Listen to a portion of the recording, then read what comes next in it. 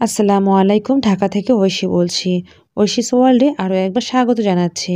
কাছে এবং দূরে, দেশ এবং দেশের বাইরে থেকে যারা আজকে আমার ভিডিওটি দেখছো, আশা করছি আল্লাহর রহমতে সবাই ভালো আছো। আমরাও আল্লাহর রহমতে ভালো আছি, আলহামদুলিল্লাহ।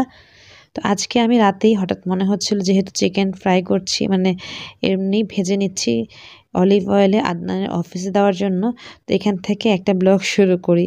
যেই বলা সেই কাজ। আমি এখানে চিকেন দুটা ভাজার পর মনে হয়েছিল একটা ডিম পোস্ট করে দিই, তো সেটিও করে নিয়েছি। এটিও অলিভ অয়েলে ভেজে নিয়েছিলাম, যেহেতু ডায়েট করছে।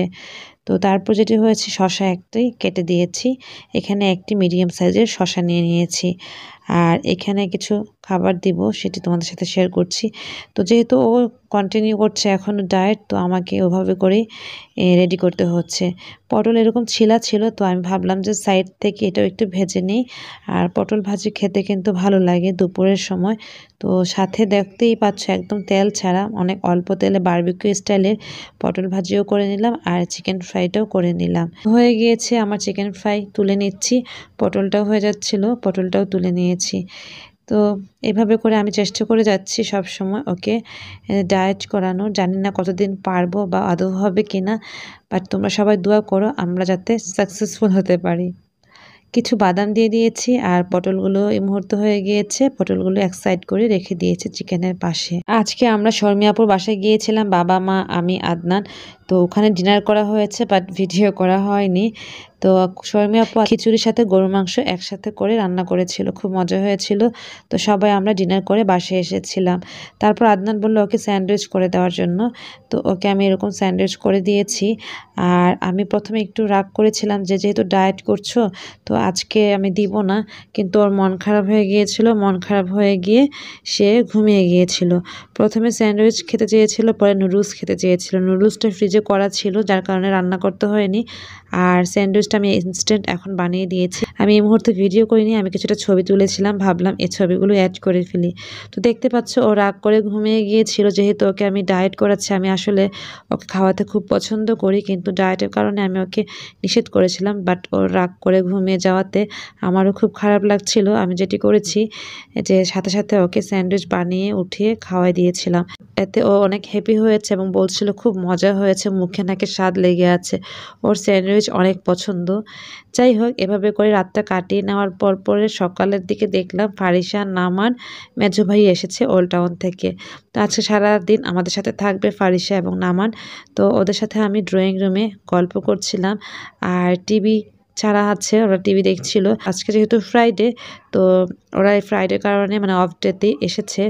সুমি আজকে সবকিছু রান্না করছে, বাবা মা ভাইয়া মার রুমে আছেন, আর আমরা বাচ্চারা সবাই মিলে এখানে গল্প করছি। দেখা গিয়েছে আজকের দিনটিও ভালো লাগছিল যে ফারিসারা এসেছে ফ্রাইডেতে। তো ফারিসারা সন্ধ্যার সময় নাকি কাজ আছে, চলে যাবে এরকম বলেছিল। তো আমরা এই জন্য যেটি করেছি, দুপুরে লাঞ্চ করে নিচ্ছিলাম। দুপুরে লাঞ্চ সবাই একসাথে করেছি। করার পর যেটি হয়েছিল, ভাইয়া বলছিল সন্ধ্যার দিকে চলে যাবে। তো এর মধ্যে শর্মি আপু ফোন দিয়েছিল যে ওনাদের সাথে মিরপুর যাব কিনা। তো বললাম যে যদি আমাকে টাইম দেওয়া হয় আমি যাব। ফারিসাকে বিদায় দেওয়ার পর রেডি হয়ে তারপর বের হব। তো আপু বলেছিল যে ঠিক আছে, সমস্যা নেই, রেডি হওয়ার জন্য। তো সেটাই করছিলাম।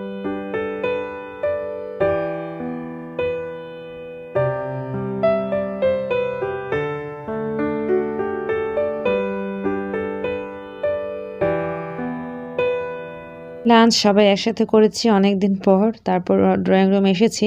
আসার পর বাচ্চারা তো টিভি দেখছে, ওদের সাথে আমি গল্পও করছিলাম। ভাবলাম যেহেতু একটু একটু করে ভিডিও করছি, তো এখানেও কিছু তোমাদের সাথে শেয়ার করি।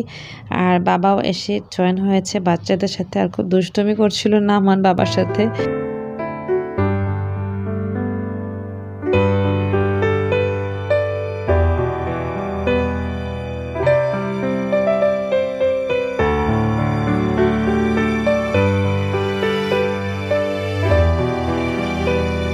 কিছুক্ষণ পর মনে হয়েছিল বাচ্চাদের কিছু দেই, ফ্রেঞ্চ ফ্রাই আর এখানে মায়োনিজ দিয়েছি।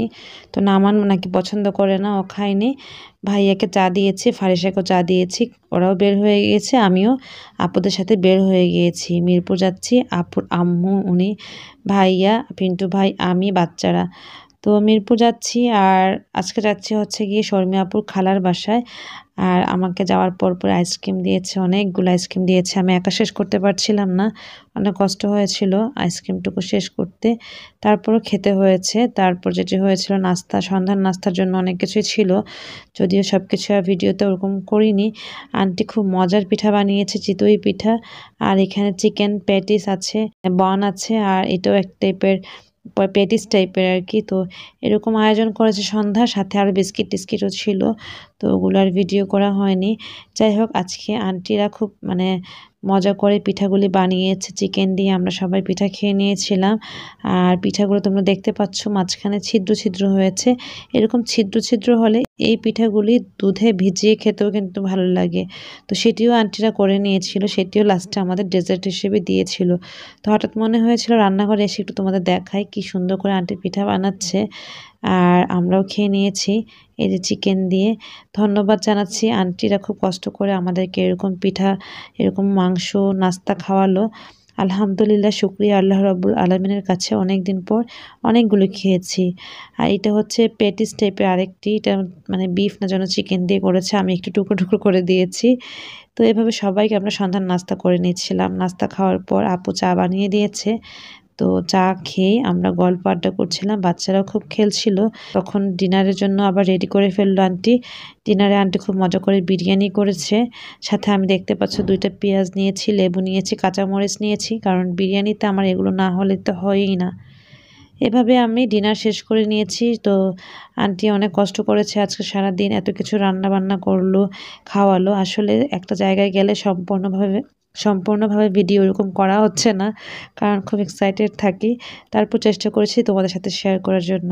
আর দেখতে পাচ্ছ সুন্দর পিঠা বানিয়েছে, দুধে ভিজিয়েছে। ডেজার্ট হিসেবে এটা এক পিস খেয়ে নিয়ে আমরা কিছুক্ষণ গল্প করে বেরিয়ে পড়লাম। এবার চলে যাচ্ছি বসুন্ধরা বাসায়, আর তোমাদের সাথেও বিদায় নিয়ে নিচ্ছি। তোমাদের যদি কিছুটা ভালো লাগা দিতে পারি, চাইলে চ্যানেলটিকে সাবস্ক্রাইব করে নিতে পারো।